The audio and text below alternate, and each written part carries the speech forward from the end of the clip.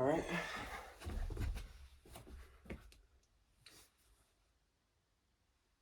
Okay. It's 10:17. We go to 10:27. Wait, isn't that weird? Because yesterday was 10:27 to 10:37, wasn't it? Or am I tripping? Yeah, I think so. It was Sunday. My mom was out early picking my dad up from the airport, so we didn't go to church. And I ended up making plans to go biking with my homies. The plan that failed yesterday because it was raining the whole day. Yeah, we went biking and we biked for, well, I biked for around 22 miles.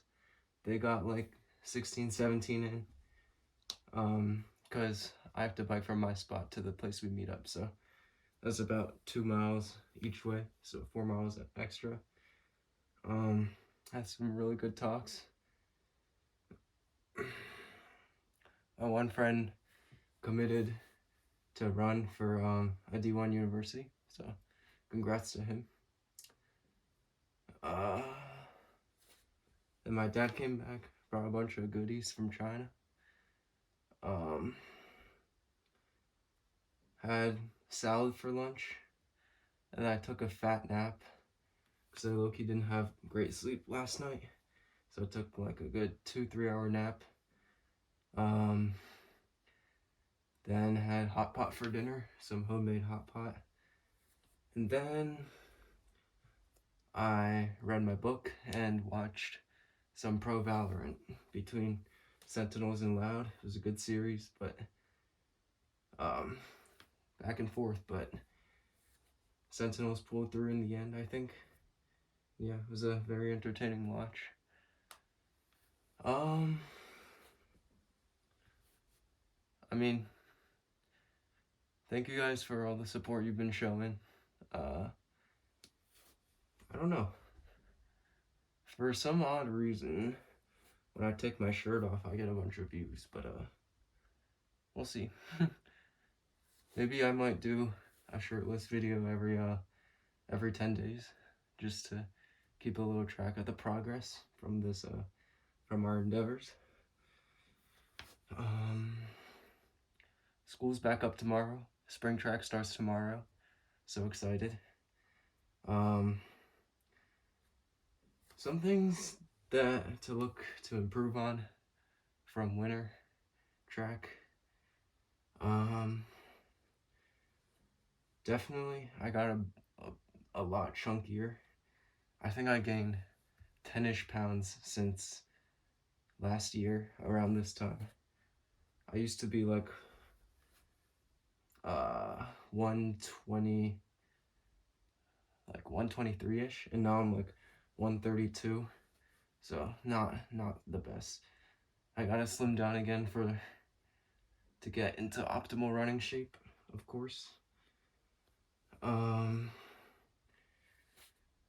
Breathing wise, I think I'm good.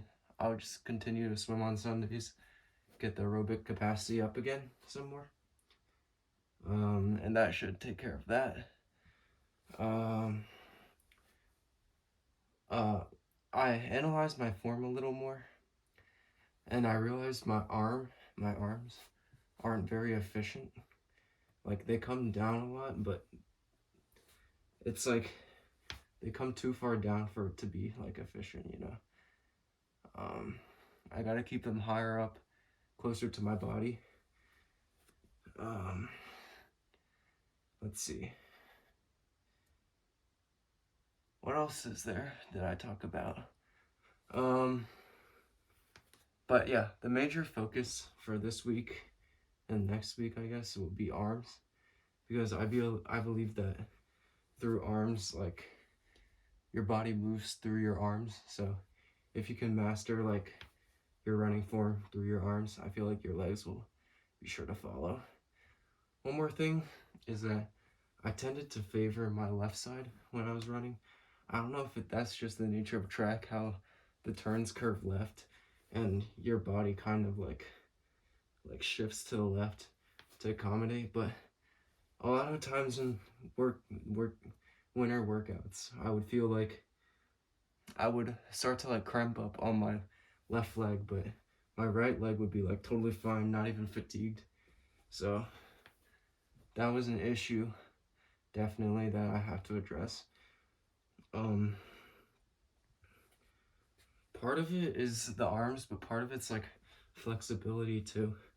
My hips aren't very flexible, and so that took me to where I am right now. Um, so presently, we're just gonna focus on arms when we're running, and then outside of running, I started watching this dude. Like you guys probably know him, but he's like the knees over toes guy. He's pretty popular. Um, Trying to get my hip flexor mobility and strength back through some of his exercises. Yeah, that's what's on my mind right now. And yeah, on a different note, started reading Moby Dick for school. Read chapters 1 through 5. I can give you a quick recap on that. So there's this guy named Ishmael, and he feels drawn toward the water, and he goes toward, he's in like the Northeast America during the whaling, the boom of the whaling industry, which is pre-Civil War. So another book that's pre-Civil War. So like I'd say like early 1800s, I guess. And he felt a call toward the water. He's not particularly rich, I think. And then he's like sort of shy, sort of like nervous, I guess, because he is an amateur. So he goes toward the town, forget the name, but goes to like this dark tavern. He passes by two like livelier taverns, and he goes to a darker tavern. And then he has dinner, and then unfortunately they couldn't give him like a bed for himself, so the landlord told him he could room with this harpoonist. And throughout the night, the harpoonist is like late and doesn't come back, so he's like very skirmish because he's not trying to sleep in the bed and then have the harpoonist walk in on him while he's sleeping, because he feels like a little insecure, so he stays up waiting for him. But eventually, like, the tavern dies down and he gets led up to his room, and then he gets in a bed, and then suddenly the harpoonist walks in.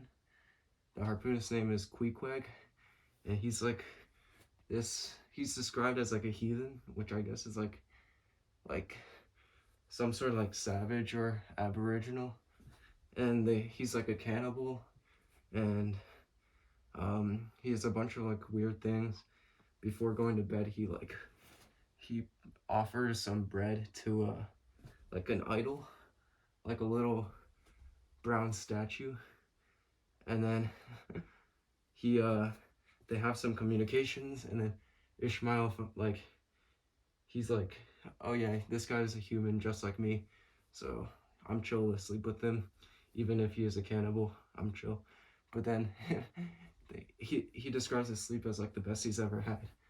And then when he wakes up, he finds Ishmael like hugging him in like a loving manner, and like it's pretty gay, man. But yeah, he also describes it that way too in the book, which is weird. And then they get up, get dressed, and then eat breakfast, and that's pretty much chapters 1 to 5. Yeah.